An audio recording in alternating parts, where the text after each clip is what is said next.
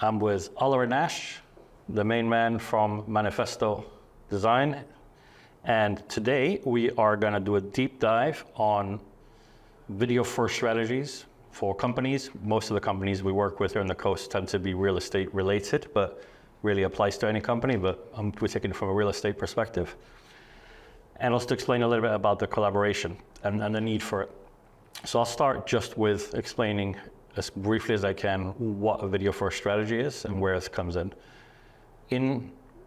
Video first strategy is where video is considered first as a medium for content creation. It's not video only, doesn't mean that it has to only be video, not at all. But it is taking video and spoken video in particular, and then being able to take that, and that then feeds all the other different social networks, blogs, anything else we got. So that's kind of the idea of video first. Now that's something that I've been doing for a while, and it's kind of revolutionized a little bit how I feel real estate marketing works, because it kind of feeds a whole bunch of different mouths in the process. Now, one of the reasons I've had over the years when I've worked with real estate agencies is there's always a need for content, and there's always a bit of a thing where the estate agent doesn't have the time or the resources to supply that content to the marketing agency. Therefore, inevitably, with the best will in the world, the marketing agency is limited by that, but how good it can be. Because marketing agencies are great at distributing the content, curating the content, navigating and sort of directing the content, but ultimately with a typical, saying it frankly, a typical social media pack, the amount of money you would have to charge to include video creation into the process, particularly this kind of video creation, would make it not really a business model that would be very successful. I think for us, the reason why looking at this video first strategy was of interest and working with yourself is because you do come from the background of an agency and understood that horrible battle that is always the company that we work for wants this incredible content, but at the same time doesn't want to provide you with it. So we're at this horrible vicious circle where we're begging constantly for good content. That doesn't always mean we need them to make this incredible video, but just something of some sort of tailored. No, we can't just keep using the same old stock footages of the Golden Mile and Puente Romano. Like, let's get you out there. Let's have you walking along Puente Romano. At least give us something that we can then chop up and work on magic with. So, we've been speaking for months. And then when you finally launched it, I thought, look, this is a good time for us to have a chat and see how we can integrate it. And through the beauty of it, we do get the additional expertise that you bring. And obviously Mark also. Yeah, I think the way I see the relationship for any person doing the service that we're providing or the service that you're providing is it's not a replacement, it's almost like a plug-in. Yeah. So if you're working with a company that hasn't really got the internal resources to provide you with the content on a regular basis, you can kind of plug us in, yeah, and we'll generate the content following your instructions and their brief, and then hand that over to you, and then we step off, and then that gives you, if it's done in the right way, and this is what we're going to get into, if it's done in the right way, this particular kind of content, you can get a lot of mileage out of it. Well, that's it. I think it's, once again, coming at it from the marketing agency point of view, it comes back to that thing of affordability for both the client and us as an agency. For us to have a complete, on a wage in-house videographer, it has to be that we're doing these 2-3 times a week for it to be feasible. And then from that point of view, we have that slight limitation on what they can bring to the table. Whereas what we get with you and Mark is they've got the expertise of the videography, the understanding of real estate, the understanding of the content that's required. And through that, it just makes a lot more sense that when we either onboard a new client or maybe some of the old school clients that we've got that have been going through that process of posting, listed, sold, to kind of sell them on the point of, look, we're looking at a video package that you only have to commit to doing once every quarter, really, and then from that we have got content for the 3-4 months or whatever it is. So it's a bit of a no-brainer, and for us it's this whole video first strategy now is something that it is almost a make or break at the point of signing the client, because at the end of the day, if somebody says, who do you work with or who does your social media, and it's not up to the standard that we believe it should be, it reflects badly on us. So it is something that we go in, even in the first meetings, where we say, if you want us to manage your social media, it comes with the ultimatum really of, we either do video and get content, or maybe this is just not for us. I think the one thing to explain to people listening to this whole idea is that it isn't to replace what's done already, it's to add. So you kind of have, the way I look at it, you have 3 pillars for real estate, at least, probably most companies, but real estate specifically. You have the product, which is the property. If it's your own listing, you have a certain responsibility to do some marketing on that property and make sure it's shared amongst other agents and so on. If it isn't your listing, then you're kind of just sort of showcasing sort of things that you could sell to potential buyers. So you got product. The second pillar is lifestyle, which I think everybody's fairly clear nowadays that you're buying the product to get the lifestyle. So, and the lifestyle, there are agencies that I could name that are excellent at really specializing in selling the lifestyle. So when you buy this house, this is the story that goes with it, and that's as absolute loads of value, because that really is the emotional aspect of the process. And then you have the third element, and this is a bit that people aren't doing enough of, in my opinion, and haven't been able to, and that's the expertise. That's the why us. Because you have a market in the Costa del Sol, which is most listings can be sold by more than one agent. Even if an agent has exclusivity, most of the time you'll share with other agents. So the product is a bit like a bunch of different shops selling the same pair of Nikes or something like that. The Nike isn't the star of the show as much as we'd like it to be.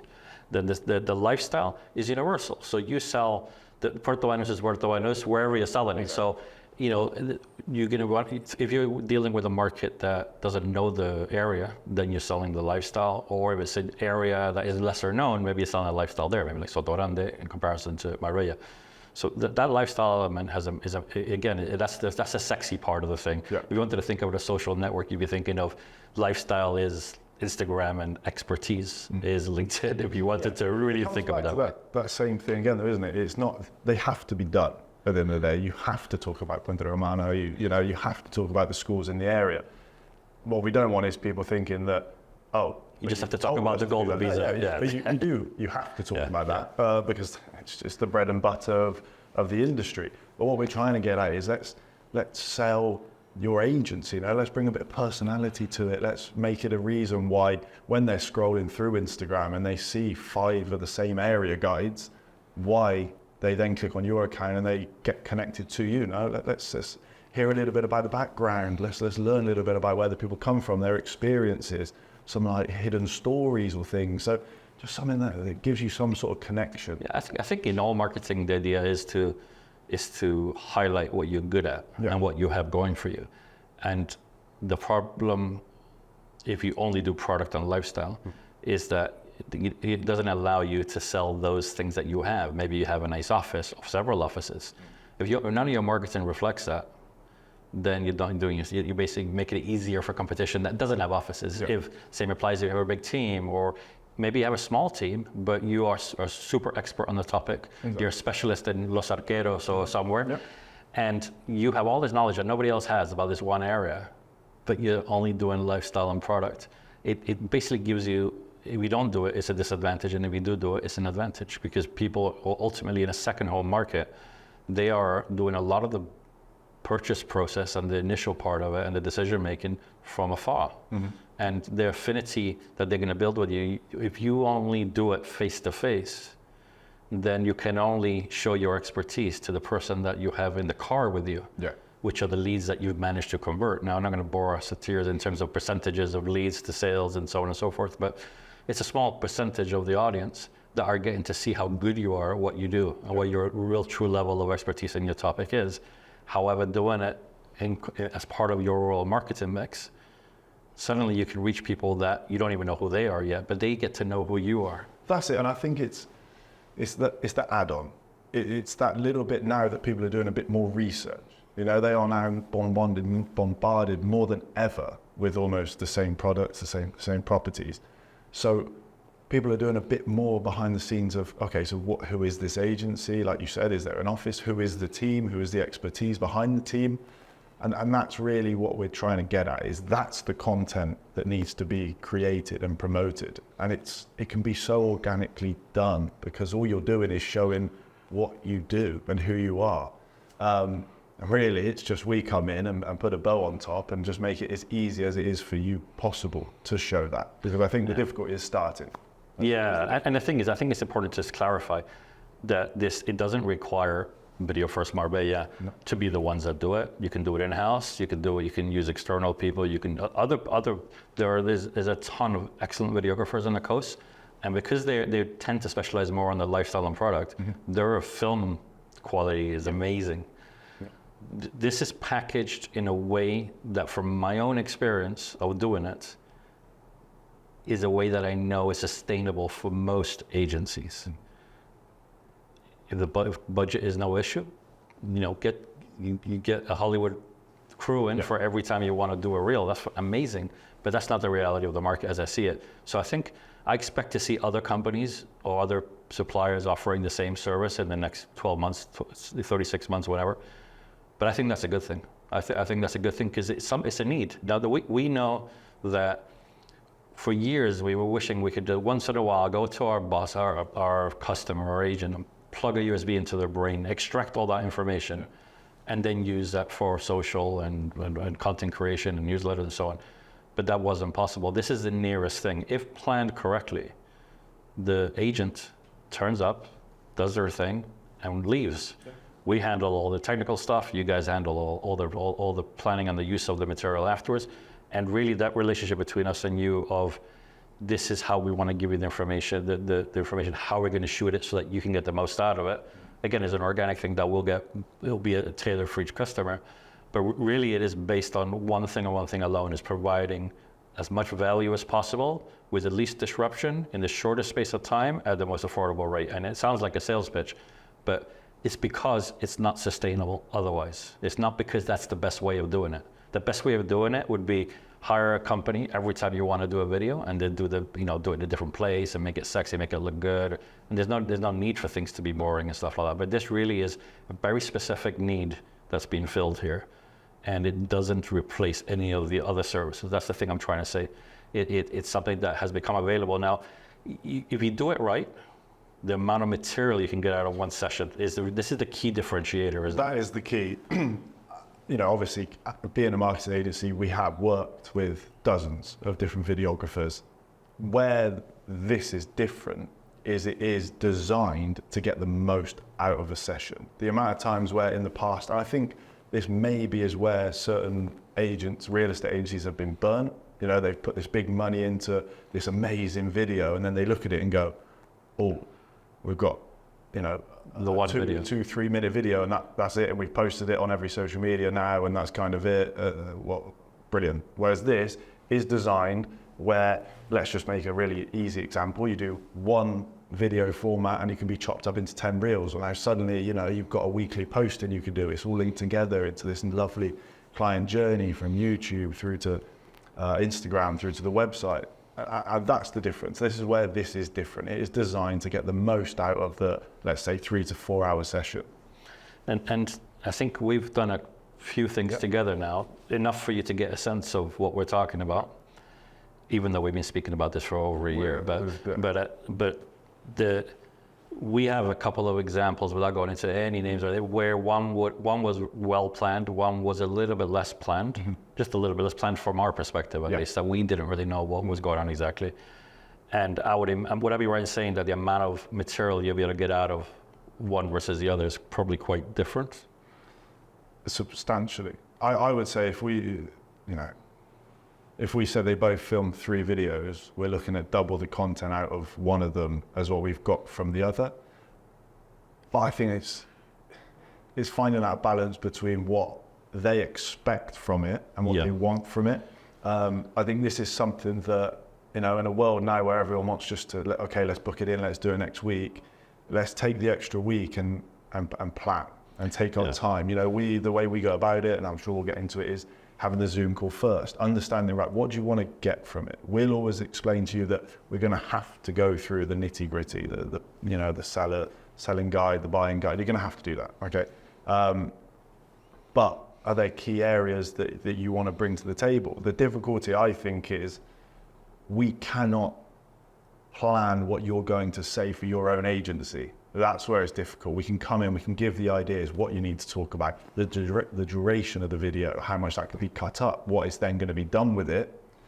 But what is said, your history, your story is a little bit on you. Yeah, you know? yeah. But I mean, at least that is the bit that hopefully They've got. I mean, there is one thing I'll say: the video isn't for everybody. Not even for every agency. There are some agencies that, just by the very nature of their setup, going on video would probably lower the value of the brand, as horrible as it sounds to say. So it isn't for everybody. And then there are companies where they just really don't want to do it. And that's fine too. I think it's important to understand that, because there's a lot of peer pressure for agencies to be doing stuff like this. You know, like even this video will probably make a few people that be thinking about it going, oh, no, we have to do it. We just don't want to do it. We prefer to do written down stuff. But you do you. You know, you do whatever works for you. This is a tool for the many agencies that are adopting this way of doing things.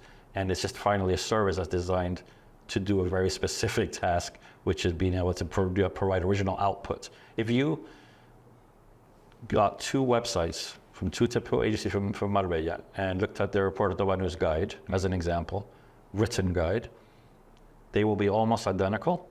If you get those two agents to tell you about Puerto Banús, they will be different. Yeah. They'll cover the same topics, but they'll be different because it'll be their slant, it'll be their expertise, their view. They'll emphasize the bits they think are a particular note. They'll be more genuine, be more authentic. And so then even if you were going to do the written content for the blog, that's where the video first thing would come in, is you could talk about Puerto Banús. You do maybe an area guide video with one of these brilliant videographers. And then you tap into that situation and go, look, you know, we're going to take the transcript from the conversation that you have about Puerto Banús. We're going to talk to several members of the team about what they like about it, and we're going to take all of those transcripts, and turn it into a really good written piece of content for the blog, and that will be unique to you. It won't be paint by numbers, Michelin stars, blah blah blah blah blah blah, like all website content tends to be. So it has, what I'm trying to say is that it has originality baked into it, because it's you saying it. And like you said, nobody knows what you're actually going to say, right? I think going back to the worrying about getting on camera, I think that's something that is more built up beforehand. And then when they get to the day of doing it, they understand that, you know, you can say things a few times. It's not the end of the world. There's no pressure from us when we're there, you know, we'll have a laugh about it. And really we're there to make sure that you either don't say anything that is, as you would say, like out of time or puts a timestamp on it, or more that you say something and it just didn't sound right. So you're never going to be portrayed saying something wrong, because we're there to help you with that. Yeah, there's enough safety nets in the I think so. And sometimes you find some superstars, don't you? Do you know what I mean? Well, the quietest person in the office sometimes is has the biggest, most vibrant personality. So I've done a list, or we've done a list of not only frequently asked questions, but this it's quite a complex process. And I hate selling anything that's marketing and sales related as something that could be complicated, because it's off-putting. It isn't. In the essence of it, it's simple. But for the whole thing to work, there are a lot of moving parts. And the most essential one that I've seen, I've been watching this and worked with companies that have tried this and tried different things themselves. And the thing I've noticed is perhaps the biggest, there's many things, the biggest reason why it doesn't work out, and let's face it, this is the way shit's going to go down from now on, is that this isn't, let's try this. This is how marketing is done in real estate. Yep. So that's just something we need to get to live with. We can stay, you know, the same way as property tours were and all that. It's part and parcel, right? But the single differentiating factor between the ones where they succeed versus the ones that just can't make it pay is that they have an attitude that if we do the one video, it's going to become viral on it. That you build it and they will come, right? That just doesn't happen. And if that's in your framework, if your idea is if you do this video and everyone's going to come and watch it and you're going to have thousands and thousands of views and all that, you start worrying about those sort of things, it just doesn't typically work. Now, I'm sure there are exceptions. If you already have a huge following, maybe it does. Maybe that's enough. If you already have whatever the situation is, but generally that seems to be the thing. And the easiest way of explaining how you have to make this work is you have to take what I call a delivery approach. We'll talk about, we're going to do a series of Q&A videos, which people can watch, and we'll go into detail on each thing. But really that, if I was to say something in our initial video, our initial conversation, it would be that, is that if you don't have the avenue to deliver the content to your audiences already, then that job doesn't disappear because you created a video. If you have 3 people subscribe to your YouTube channel, and you don't know what to do with the video once you've uploaded it, and you don't use it anywhere else, it's going to be those 3 people that see that video. This isn't particularly this kind of content. Well, I completely agree. And that is, at the end of the day, why you need the 2 sides of the necessary evil. That's where you come in. Having this incredible content, and then there's distributing it in a strategic way. Whereas whether we like it or not, there has to be a little bit of budget behind it, in terms of paid ads, getting it shown, at the end of the day, to just post a video and hope that organically everyone's going to suddenly see it. But let's not get into that. Yeah, but the beauty is, and I say this with my old marketing company head on, is it's so gratifying to put a little money behind some content that to be good, versus sponsoring a post that is as vanilla is, and you're thinking, just making noise now. Let's just have to do something. If you guys finally got something to say, and perhaps it's the last point on this initial conversation that I want to make, is that there is a temptation to veer off the core topics, because the core topics are pretty boring, right? Yeah. The buying process isn't sexy, for example. The ins and outs of what taxes you got to pay ain't sexy. Everybody's bored of talking about this stuff, right? But the way I would say is that you have to think about, if your team are likely to use this in their day-to-day business with a lead that's come in, or a person that they're selling to, or somebody that's in an advanced stage of the buying process, to say, check this out, we think you might find this useful, and this is, then you're on the right tracks with the core. Additionally, just to your visuals, is we know from past experience, you can even answer an email by sending them either a link or sending them the video.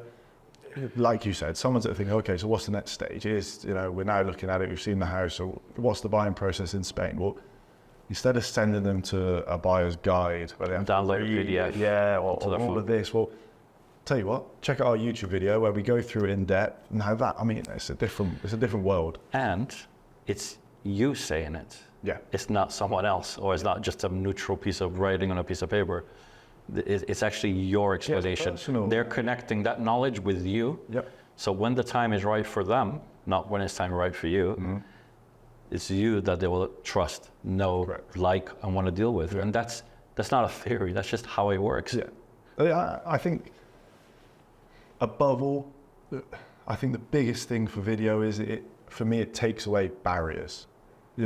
When you used to speak to somebody, maybe you've met them on the phone or you spoke to them on email, that first time you meet them, there is that little bit of nervousness. Whereas I think if you've seen them on a video, you've heard them, you've seen their mannerisms, you understand, you can get a bit of their personality. Do they love a bit of banter, or are they this way? Are they a really serious operator? I think when you first walk through an office or first make contact with somebody, there's a little bit of barrier that I know how he's going to sound. I know how he he walks the walk, and how he talks. And I think that hugely helps. I spend most of my days walking in, if it's not to offices, to meet people for the first time. But there are examples where I've watched these people on YouTube, and then as soon as I meet them, the barriers are down a little bit. I know how they're going to sound, and I get them, and we can talk about that as well and say, I saw you on this. And for me, it's more than just the information. Yeah, there's more to it. There really is. Well, it allows you to build affinity. I think is that particularly here in the Costa sort of where the real estate market is so fragmented. Yeah. There's so many different niches, so many different buyer nationalities and experts in different areas, that it's very noisy. And not all buyers are going to want to buy with every agency. There'll be buyers that find more affinity with a Dremelian. There'll be ones that find more affinity with a Cloud 9 or with a Dino Morales or someone else. Yeah. And that's fine. But how are they to know if they're a good fit for you and you're a good fit for them if they don't know anything other than what they've seen on a website and on an email? And this for me is the pain point that it hits. No, this is the answer to the problem. Yeah. Well, I think on that, we'll leave it there. Thanks, man. Thank you.